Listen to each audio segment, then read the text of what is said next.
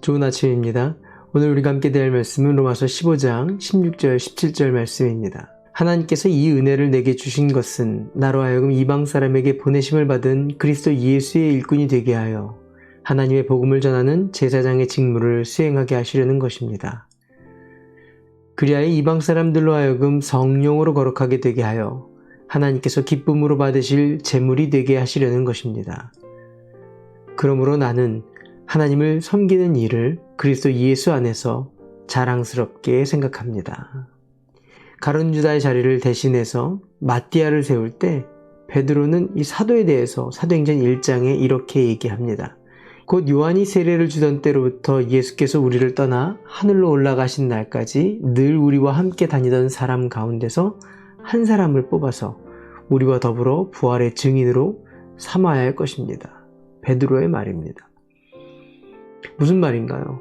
요한의 세례를 주던 때부터 그러니까 예수님의 공생애의 그 모든 것들을 다 알고 있는 사람, 그리고 하늘로 올라가셨을 때, 승천하셨을 때, 그리고 우리 가운데 성령을 부어주셨던 그 모든 것들을 다 아는 사람, 그 한 사람을 뽑아서 사도로 부르자, 이렇게 얘기했다라는 거죠. 이런 사실에 대해서 알고 있는 로마에 있는 기독교인들, 유대 기독교인이 됐든 이방 기독교인이 됐든 사도 바울이 자칭 사도라고 하는 것에 대해서 그닥 그렇게 신뢰하지 못했습니다. 때문에 사도 바울은 왜 자기가 사도인지에 대해서 밝혀줌이 필요했던 거죠. 자신이 어떻게 그리스도의 사도인지 이렇게 설명합니다.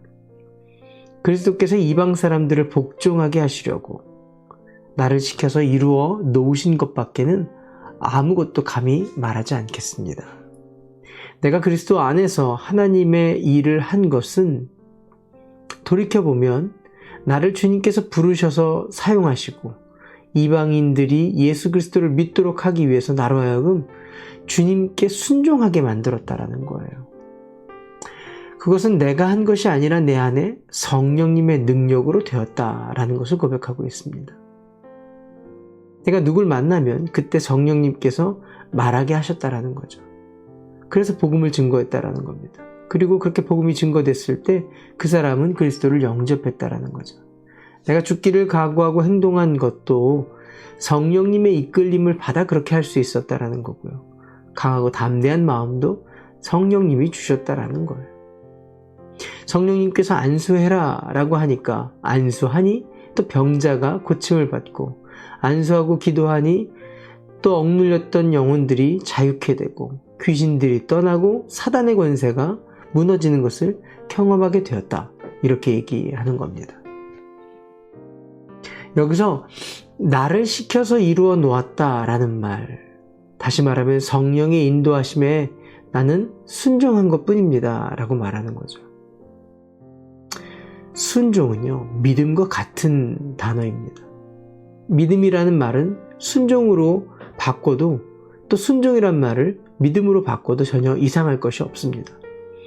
왜냐하면 순종이 없이는 믿음도 없고요. 믿는다는 것은 곧 순종을 말하기 때문에 그렇습니다.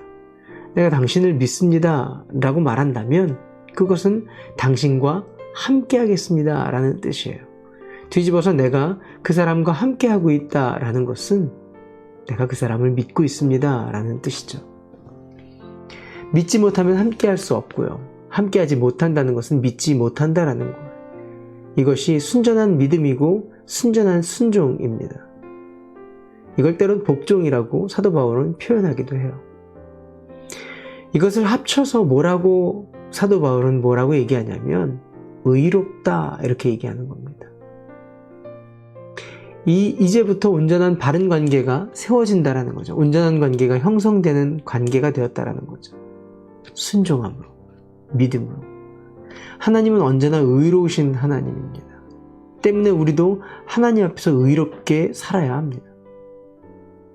결국 성령님이 시키시는 일을 하게 되므로 그 말을 해야 할 곳에, 몸으로 행동해야 할 곳에, 권면해야 할 곳에, 품어야 할 곳에, 섬기고 도와야 할 곳에 그 순종함으로 이끌림을 받았다라는 거예요.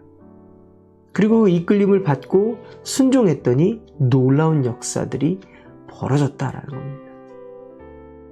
그런데 그것이 표징이 되고 이적이 되었다라는 겁니다.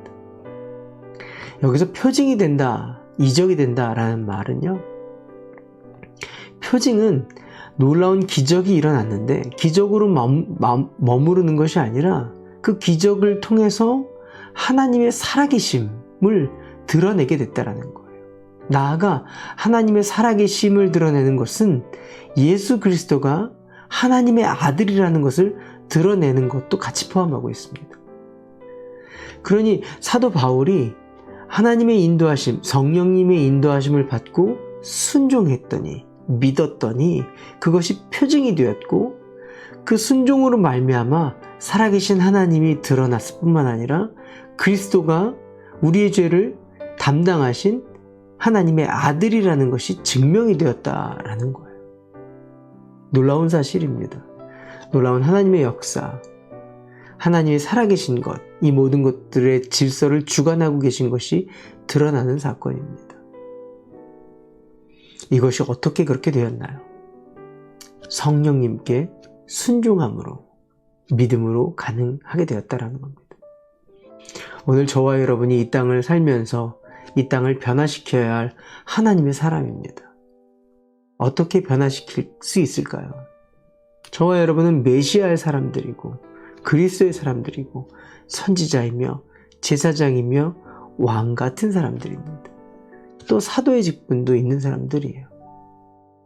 사도 바울은 고린도전서 1장에 이렇게 말한 바가 있습니다. 나의 말과 나의 설교는 지식에서 나온 그럴듯한 말로 한 것이 아닙니다. 성령의 능력이 나타낸 증거로 한 것입니다. 그것은 여러분의 믿음이 사람의 지혜에 바탕을 두지 않고 하나님의 능력에 바탕을 두게 하려는 것입니다. 저와 여러분이 오늘도 성령의 능력을 붙들고 사는 하나님의 사람 되시길 바랍니다. 성령님이 우리에게 말씀하시고 인도하실 때 믿음으로, 순종함으로 살아계신 하나님을 증거하고 변화시켜야 할, 이 땅을 변화시켜야 할 하나님의 사람의 사명을, 사도의 사명을 감당하시는 성령의 사람들 되시기를 축복합니다. 기도할까요? 좋으신 아버지 하나님 감사합니다. 우리 가운데도 성령님이 인도하실 때 순종함으로 하나님의 아들, 하나님의 사람인 것을 증명하는, 드러내는 하루 되게 해 주시옵소서. 감사하며 예수님의 이름으로 기도합니다. 아멘. 오늘도 성령님과 동행하시는 한 날 되시기를 바랍니다. 화이팅!